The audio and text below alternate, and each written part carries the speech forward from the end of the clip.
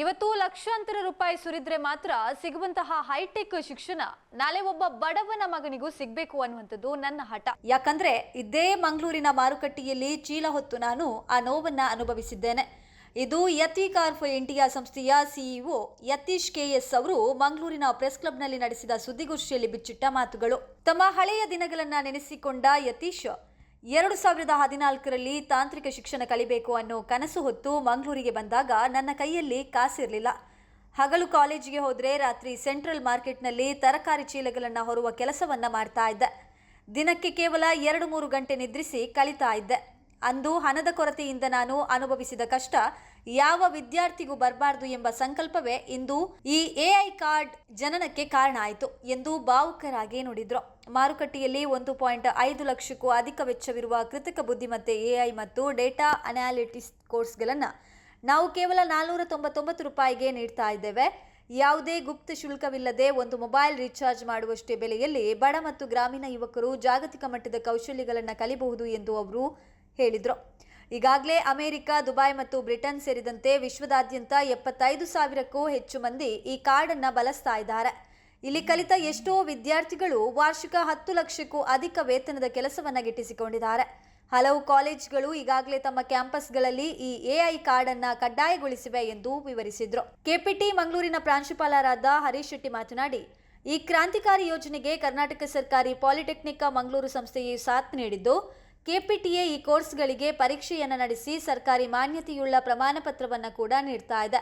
ಈ ಒಪ್ಪಂದದ ಮೂಲಕ ಶೈಕ್ಷಣಿಕ ಕ್ಷೇತ್ರದಲ್ಲಿ ದೊಡ್ಡ ಬದಲಾವಣೆ ತರಲಾಗುತ್ತದೆ ಎಂದರು. ಸುದ್ದಿಗೋಷ್ಠಿಯಲ್ಲಿ ವಿದ್ಯಾರ್ಥಿ ಕ್ಷೇಮ ಪಾಲನಾಧಿಕಾರಿ ಹರೀಶ್ ಸಿಪಿ, ನಿರ್ದೇಶಕ ಪ್ರಖ್ಯಾತ್ ಹಾಗೂ ಜನರಲ್ ಮ್ಯಾನೇಜರ್ ಕೃಪಾಕೆ ಉಪಸ್ಥಿತರಿದ್ದರು.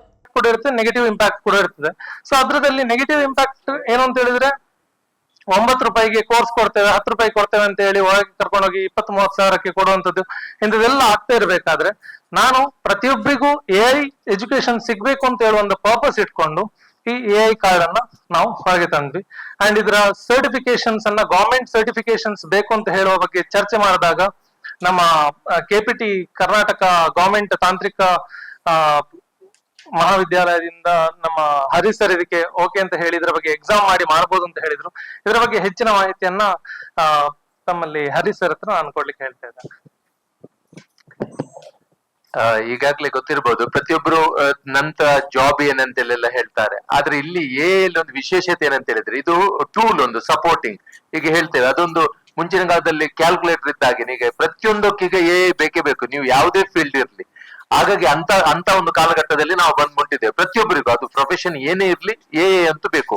ಯಾಕಂದ್ರೆ ಅದಕ್ಕೆ ಪ್ರಾಂಪ್ಟ್ ಇಂಜಿನಿಯರ್ ಅಂತ ಹೇಳ್ತಾರೆ, ಅದು ಹೇಗೆ ಪ್ರಶ್ನೆ ಮಾಡೋದು, ಅದ್ರ ಕೇಳುದು ಹೇಗೆ ಅಂತೇಳಿ ಗೊತ್ತಾಗದಿದ್ರೆ ಗೊತ್ತಾಗಲ್ಲ.